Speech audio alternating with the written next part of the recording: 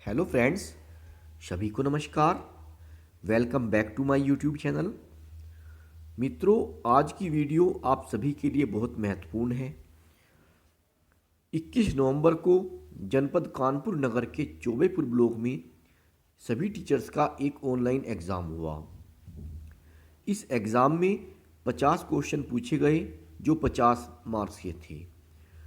साथियों, इस एग्ज़ाम में बहुत कठिन क्वेश्चन पूछे गए हैं, जिसमें तीनों मॉड्यूल हमारा आधारशिला, ध्यानाकर्षण और शिक्षण संग्रह, दीक्षा ऐप, ई पाठशाला तथा मिशन प्रेरणा से संबंधित कठिन प्रश्न पूछे गए।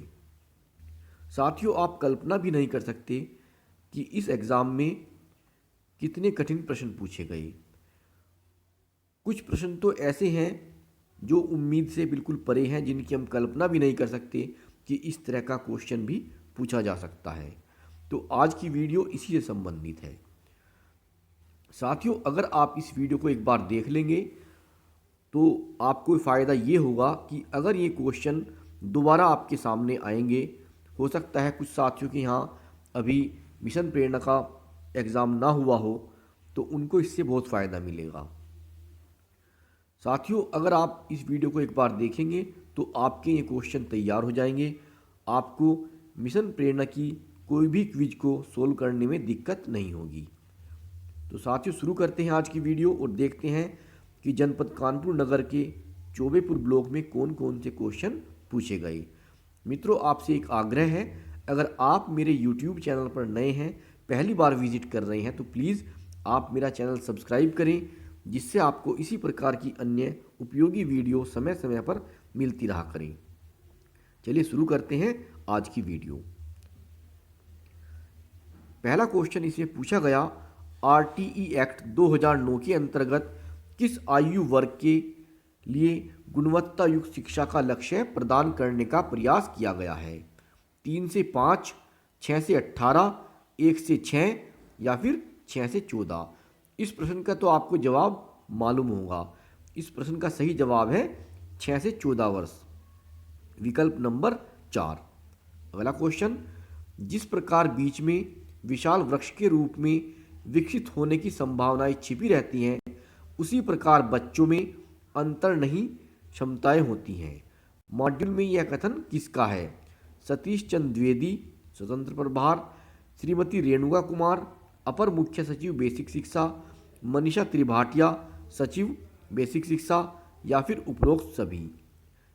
इस सवाल का सही जवाब है श्रीमती रेणुका कुमार, अपर मुख्य सचिव बेसिक शिक्षा। नेक्स्ट क्वेश्चन, भाषा शिक्षण की शिक्षा योजना में आकलन और समेकन में कितना समय बिताएंगे? 15 मिनट, 10 मिनट, 20 मिनट, 5 मिनट। इस प्रश्न का सही जवाब है 10 मिनट, विकल्प नंबर 2। अगला क्वेश्चन, संपर्क बैठक ऐप पर कितने बिंदुओं पर चर्चा की गई है? 2, 7, 6, 5। सही जवाब है विकल्प नंबर 2, 7। 7 बिंदुओं पर चर्चा की गई है। अगला क्वेश्चन, सुझावात्मक समय सारणी शिक्षण संग्रह के किस परिशिष्ट में दी गई है? परिशिष्ट संख्या 1, परिशिष्ट संख्या 4, परिशिष्ट संख्या 2, परिशिष्ट संख्या 7। सही जवाब है विकल्प नंबर 2, परिशिष्ट संख्या 4। साथियों, इस तरह क्वेश्चन शायद आपने अभी तक न देखे हों, जो कहीं पर पूछे गए हों। ध्वनि पहचान के कितने चरण हैं? पहला विकल्प है 4, दूसरा विकल्प 3, तीसरा 5 और चौथा विकल्प है 12। इस प्रश्न का सही जवाब है पहला विकल्प 4। ध्वनि पहचान के 4 चरण हैं। नेक्स्ट क्वेश्चन, शिक्षण संग्रह के अनुसार ज्ञानदायिनी योजना किनके हेतु है? अध्यापक के सम्मान हेतु, बीआरसी के सदस्य हेतु, बच्चों के सम्मान हेतु, विद्यालय के प्रति सम्मान रखने वाले व्यक्ति हेतु। इस प्रश्न का सही जवाब है विकल्प नंबर 4, विद्यालय के प्रति सम्मान रखने वाले व्यक्ति हेतु।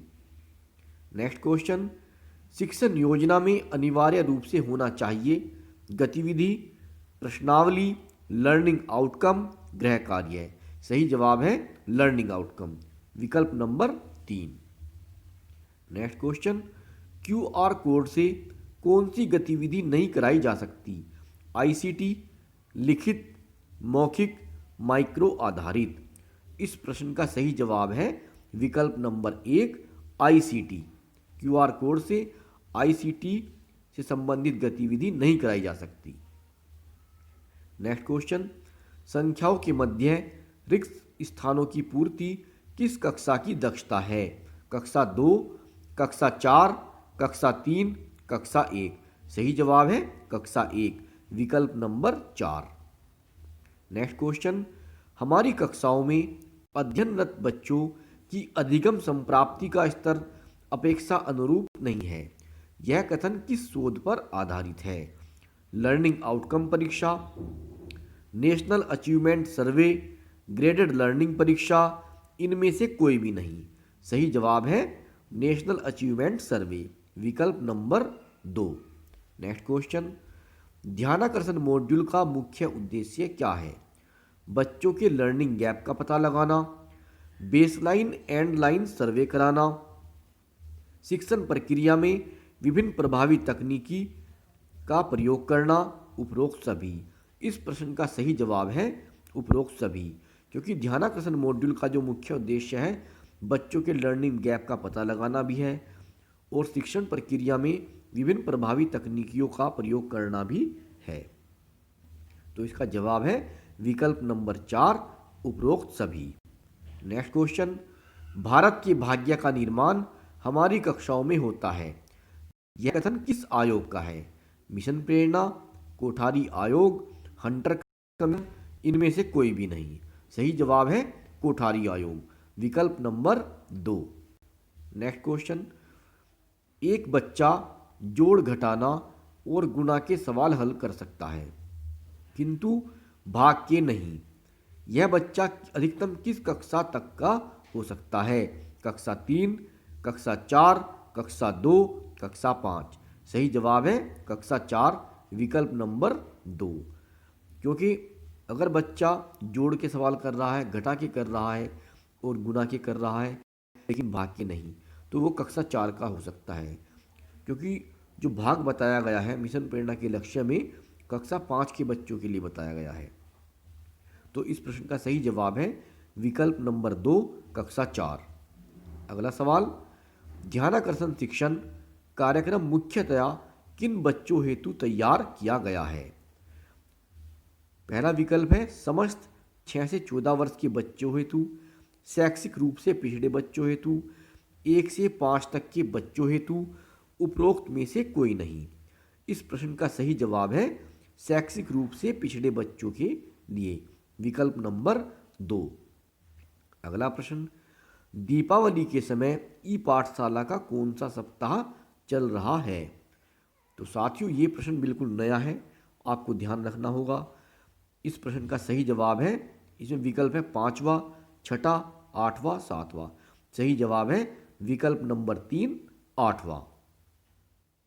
नेक्स्ट क्वेश्चन, भारत में कोठारी आयोग का कार्यकाल है 1954 से 1958, 1960 से 1965, 1970 से 1975, 1964 से 1966। सही जवाब है विकल्प नंबर 4, 1964 से 1966। रीड अलोंग का दूसरा नाम क्या है? संपर्क बैठक ऐप, पढ़ो, बोलो, दीक्षा। सही जवाब है बोलो। पहले इस ऐप का नाम था गूगल बोलो, अब इसका नाम है रीड अलोंग। इस प्रश्न का सही विकल्प हुआ विकल्प नंबर 3, बोलो। अगला सवाल, निष्ठा प्रशिक्षण किस ऐप पर गतिमान है? संपर्क ऐप, ई पाठशाला ऐप, रीडर लोक ऐप, दीक्षा ऐप। ये सवाल बिल्कुल नया है लेकिन इसका उत्तर सभी को पता है, दीक्षा ऐप, विकल्प नंबर 4। नेक्स्ट क्वेश्चन, हमारे विद्यालयों में बच्चों के अधिगम के लिए किस प्रकार का कक्षा शिक्षण विधाओं का आयोजन किया जाता है? बाल केंद्रित, गतिविधि आधारित, दोनों, इनमें से कोई भी नहीं। सही जवाब है विकल्प नंबर 3, दोनों। क्योंकि हमारे यहाँ पर विद्यालयों में बाल केंद्रित और गतिविधि आधारित शिक्षण का आयोजन किया जाता है। अगला सवाल, प्रेरक विद्यालय बनने के लिए विद्यालय के कितने प्रतिशत बच्चों को प्रेरणा लक्ष्य प्राप्त कर लेना है? 50% से ऊपर, 75%, 100%, 75 से 90% तक। सही जवाब है विकल्प नंबर 3, 100%। नेक्स्ट क्वेश्चन, प्रेरणा तालिका के एक पेज में अधिकतम कितने बच्चों का अंकन किया जा सकता है? 5 बच्चों का, सभी बच्चों का, 20 बच्चों का, 30 बच्चों का। सही जवाब विकल्प नंबर 4, 30 बच्चों का। अगला क्वेश्चन, बच्चों में अपेक्षित संप्राप्ति न होने का प्रमुख कारण नहीं है? अध्यापकों का कठोर व्यवहार, माता पिता की शैक्षिक स्थिति, अपने सहयोगियों से मतभेद, आपसी कलहपूर्ण पारिवारिक वातावरण। एक बार क्वेश्चन फिर देखें, बच्चों में अपेक्षित संप्राप्ति न होने का प्रमुख कारण नहीं है। तो इस सवाल का सही जवाब है विकल्प नंबर 3, अपने सहयोगियों से मतभेद। इसमें आप ऑप्शन 3 को चूज करेंगे। गतिविधि निर्माण का चरण नहीं है, ELAC। साथियों, आपने भी अभी तक कई वीडियो देख ली होंगी। गतिविधि जो निर्माण का चरण, उसकी जो पूरी प्रक्रिया है वो होती है ERAC। तो इसमें जो L आ रहा है ये गलत है, इसमें हम L पर टिक करेंगे, यानी कि विकल्प नंबर 2। अगला क्वेश्चन, किस कक्षा के बच्चे विभिन्न आकृतियों का परिमाप ज्ञात कर सकते हैं? कक्षा 5, कक्षा 2 से 5 तक, कक्षा 3 से 5 तक, कक्षा 1 और 2। सही जवाब है विकल्प नंबर 3, कक्षा 3 से 5 तक। अगला क्वेश्चन, चाइल्ड हेल्पलाइन नंबर है 1096, 1098, 1089 और 1090। इस प्रश्न का सही जवाब है विकल्प नंबर 2, 1098। 1096 है प्राकृतिक आपदा नियंत्रण कक्ष का हेल्पलाइन नंबर, और 1090 है एंटी आतंक हेल्पलाइन का नंबर।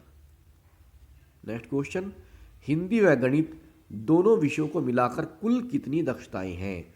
148, 74, 16, 14। सही जवाब 148, विकल्प नंबर 1। अगला क्वेश्चन, ध्यानाकर्षण कार्यक्रम का मुख्य बिंदु नहीं है? लर्निंग गैप का पता लगाना, बच्चों को अधिगम की मुख्य धारा से जोड़ना, अपने सहयोगियों से मतभेद, आपसी कलहपूर्ण पारिवारिक वातावरण। तो सही जवाब है विकल्प नंबर 3, अपने सहयोगियों से मतभेद। नेक्स्ट क्वेश्चन, ध्यानाकर्षण मॉड्यूल मुख्यतः किन कक्षाओं के लिए बनाया गया है? कक्षा 1 से 3 तक, कक्षा 3 से 5 तक, कक्षा 3 से 8 तक, कक्षा 6 से 8 तक। सही जवाब विकल्प नंबर 3, कक्षा 3 से 8 तक। अगला प्रश्न, बच्चों के आकलन और मूल्यांकन का व्यक्तिगत रिकॉर्ड का ब्यौरा मॉड्यूल के किस भाग में है? भाग 3, भाग 4, भाग, ये गलत विकल्प है, भाग 5। तो साथियों, इसमें ये क्वेश्चन थोड़ा अधूरा सा लग रहा है क्योंकि इसमें मॉड्यूल का तो नाम दिया नहीं है। वैसे बच्चों के आकलन और मूल्यांकन का जो व्यक्तिगत रिकॉर्ड का ब्यौरा है वो आधारशिला मॉड्यूल में दिया गया है, और आधारशिला मॉड्यूल के भाग 5 में दिया गया है। तो इस प्रश्न का सही जवाब है भाग 5, यानी कि विकल्प नंबर 4। अगला प्रश्न, शिक्षण संग्रह के अंतर्गत किन किन विषयों पर कार्यशाला आयोजित होनी चाहिए? विज्ञान, गणित, भाषा व अन्य विषय, सभी विषय। सही जवाब है विकल्प नंबर 4, सभी विषय। अगला प्रश्न, रीड अलोंग ऐप में चौबेपुर का पार्टनर कोड क्या है? तो साथियों, इसमें चौबेपुर का पार्टनर कोड पूछा गया है। हो सकता है जब आपके यहाँ पर एग्ज़ाम हो तो आपके यहाँ का पार्टनर कोड पूछ लें। तो इस प्रश्न का सही जवाब है चौबेपुर के लिए विकल्प नंबर 1, 40801289। ये चौबेपुर का पार्टनर कोड है। तो साथियों, आपको भी अपने ब्लॉक का पार्टनर कोड मालूम होना चाहिए। अगला प्रश्न, आकलन से प्राप्त फीडबैक का उपयोग हम किन के साथ करेंगे? बच्चे के साथ, अभिभावक के साथ, शिक्षक के साथ, उक्त सभी के साथ। सही जवाब है विकल्प नंबर 4, उक्त सभी के साथ। अगला प्रश्न, ध्यानाकर्षण मॉड्यूल उपयोगी है फाउंडेशनल लर्निंग के लिए, रेमेडियल टीचिंग के लिए, नवाचारी शिक्षण के लिए, उपयुक्त में से कोई नहीं। सही जवाब है रेमेडियल टीचिंग के लिए, विकल्प नंबर 2। अगला प्रश्न, प्रेरणा दक्षताओं के अंतर्गत किस कक्षा के बच्चों से संज्ञा, सर्वनाम और क्रिया के उपयोग को समझकर लिखने और बोलने की अपेक्षा की गई है? कक्षा 5, कक्षा 3 और 5, कक्षा 4 और 5, कक्षा 4। सही जवाब है विकल्प नंबर 3, कक्षा 4 और 5। अगला प्रश्न, आधारशिला मॉड्यूल किस शिक्षा पर आधारित है? अंग्रेजी शिक्षा, बुनियादी शिक्षा, उच्च शिक्षा, भाषाई शिक्षा। सही जवाब बुनियादी शिक्षा, विकल्प नंबर 2। अगला प्रश्न, दीक्षा में आई प्रदर्शित करता है इंफॉर्मेशन, इंटीग्रेटेड, इंफ्रास्ट्रक्चर, इंडिया। साथियों, ये सवाल बिल्कुल नया है और मुझे लगता है कि ये सवाल पहली बार पूछा गया है। तो इसके लिए सबसे पहले हमें दीक्षा का फुल फॉर्म मालूम होना चाहिए। दीक्षा का फुल फॉर्म है digital infrastructure for knowledge sharing. तो यहाँ पर आई का मीनिंग हुआ इंफ्रास्ट्रक्चर, यानी कि विकल्प नंबर 3। अगला क्वेश्चन, सीखने का आकलन हम किन विधियों के द्वारा ज्ञात करते हैं? अंक आधारित आकलन, रचनात्मक आकलन, 1 और 2 दोनों, इनमें से कोई भी नहीं। सही जवाब है विकल्प नंबर 3, क्योंकि सीखने का जो आकलन है हम अंकों के आधार पर भी करते हैं और रचनात्मक आकलन भी करते हैं। तो सही जवाब है विकल्प नंबर 3, 1 और 2 दोनों। अगला प्रश्न, फाउंडेशन लर्निंग शिविर में कक्षा 1-2 की सम्मिलित कक्षा का संचालन होगा। 90-90 मिनट के 2 सत्र, 60-60 मिनट के 2 सत्र, 90 मिनट का 1 सत्र, 60 मिनट का 1 सत्र।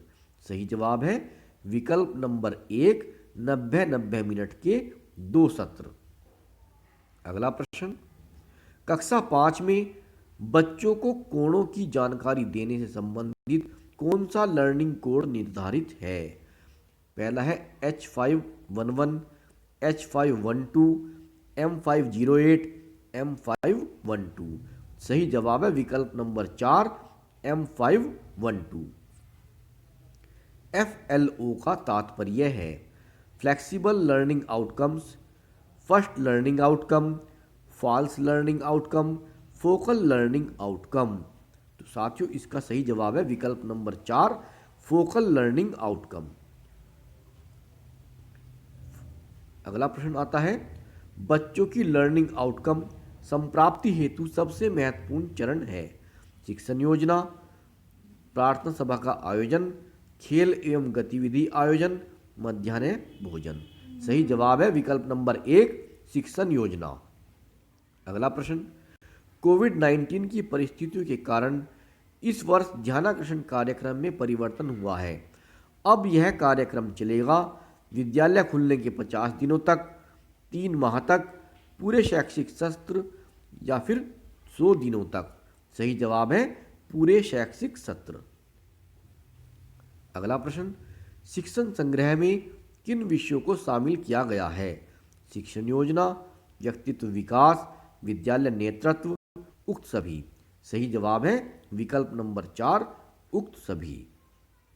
अगला प्रश्न, ध्यानाकर्षण मॉड्यूल उपयोगी है फाउंडेशनल लर्निंग के लिए, रेमेडियल टीचिंग के लिए, नवाचारी शिक्षण के लिए, उपयुक्त में से कोई नहीं।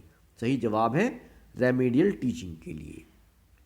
अगला प्रश्न, कक्षा 1 में परीक्षा के दौरान मौखिक और लिखित कार्यों का प्रतिशत होना चाहिए। मौखिक 100%, लिखित 0%। दूसरा विकल्प मौखिक 30%, लिखित 70%।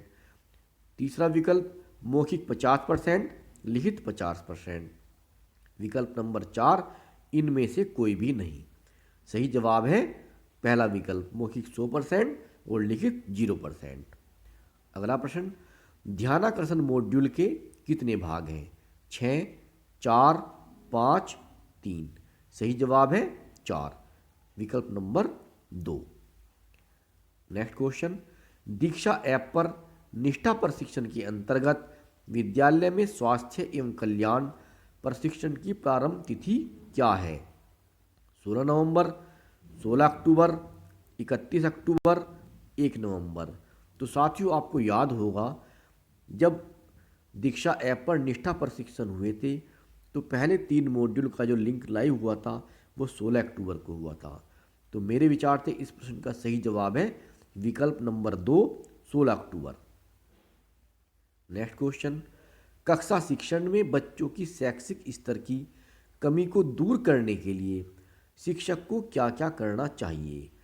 पठन पाठन के दौरान कक्षा के सभी विद्यार्थियों का सतत अवलोकन, कक्षा शिक्षण के दौरान बच्चों को ध्यानपूर्वक सुनना, लर्निंग आउटकम को लक्ष्य बनाकर शिक्षण कार्य करना, लर्निंग आउटकम को लक्ष्य बनाकर शिक्षण कार्य करना, उपरोक्त सभी।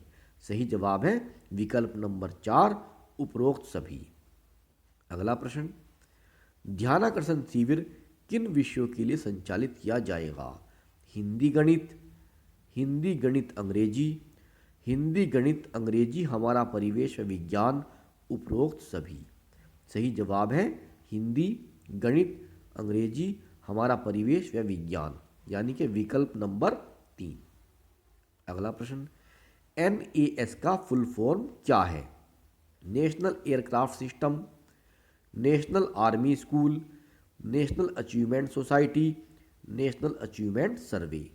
इस प्रश्न का सही जवाब है नेशनल अचीवमेंट सर्वे। तो साथियों ये थे कुल मिलाकर 50 प्रश्न जो मैंने आपके सामने प्रस्तुत कर दिए हैं। आशा करता हूँ और उम्मीद करता हूँ कि ये वीडियो आपको पसंद आएगा और आपके लिए उपयोगी सिद्ध होगा। अगर आपको मेरा वीडियो पसंद आया है तो प्लीज़ इसे आप शेयर करें, अपने अन्य मित्रों को भी बताएं, साथ ही मेरे चैनल को भी सब्सक्राइब करें। तो साथियों मिलते हैं आपसे बहुत जल्द अगली वीडियो में। तब तक के लिए नमस्कार, आपका दिन शुभ हो।